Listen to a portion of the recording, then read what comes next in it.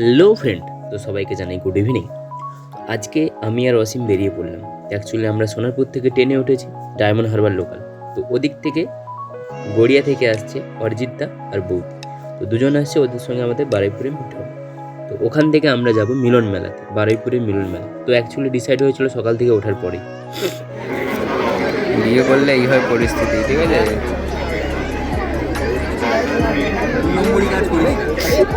2 নম্বরই করবো আমি, ঠিক আছে?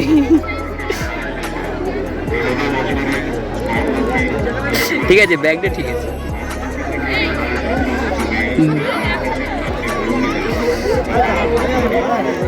তো মেলাতে ঢোকার পরেই বৌদির ব্যাগটা অরিজিতাকে দিয়ে দেয়। তো আমাদের সেটা দেখে একটু খারাপ লাগলো। অরিজিতা তখন কমেন্ট করছে, তুইও বিয়ে কর, তোর এই অবস্থা হবে। জানি না কি হবে, বাট কি হবে সেটাও নিজেও জানি না।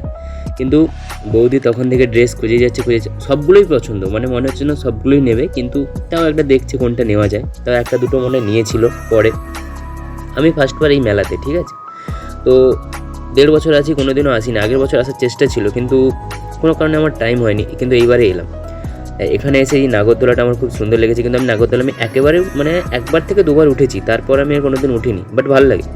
কিন্তু এই সাইডে একটা জিনিস ছিল যে রাইডটা খুবই সুন্দর ছিল, কিছুটা হাতুড়ির মতো দেখতে ছিল, বাট ওই রাইডটা আমি উঠিনি।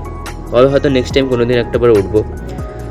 তারপরে আমরা হঠাৎ করে বৃষ্টি চলে আসে। তো আমরা কি করে একটা দোকানের সামনে গিয়ে দাঁড়াই কিছুক্ষণ, আর বৌদি ভেতরে দাঁড়িয়ে আছে, পুতুল দেখছিল, আর আমরা এখানে দাঁড়িয়ে দাঁড়িয়ে আমি ভিডিওটা করছিলাম। এই জিনিসটার কথা বলছিলাম তোমাদেরকে।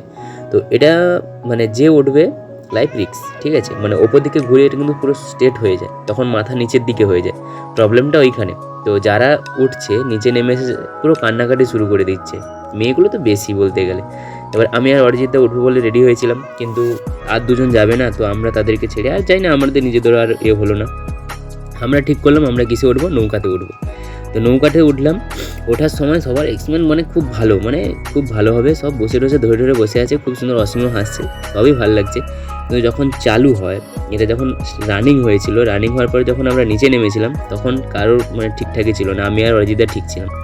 তো এই করে ঘুরতে ঘুরতে আমরা বললাম কী খাবো চলো তাহলে ফুচকা খাওয়া যায়। তো গিয়ে আমরা ফুচকা খেতে গেলাম। জিজ্ঞেস করলাম দাদা কত, না 20 টাকায় 4 পিস। রেটটা একটু হাই এখানে, ঠিক আছে? তো হবে, মেলাতে একটু রেট হাই হয়, কারণ জায়গা হ্যান তেন অনেক রকমের ব্যাপার আছে।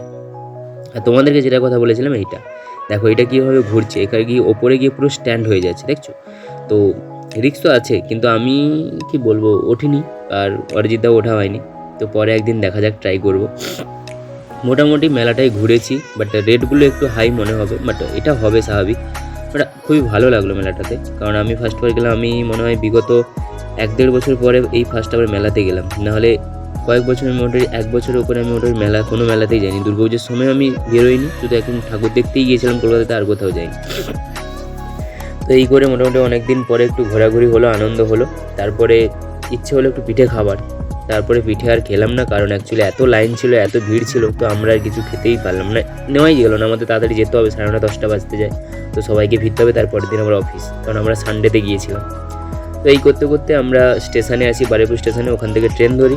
আমি আর অসীম এই সাইডে বসেছি, আর অরিজিৎদা আর বৌদি ওই সাইডে বসেছে। প্রচুর পরিমাণে আমাদেরকে হাসাচ্ছে, এইসবই করছে। তো চলো, ভিডিওটা কেমন লাগলো একটু কমেন্ট করে জানিও, আর সবাইকে গুড নাইট। আজ আমার চ্যানেল যদি ফার্স্ট হয়ে থাকে প্লিজ একটু সাবস্ক্রাইব করে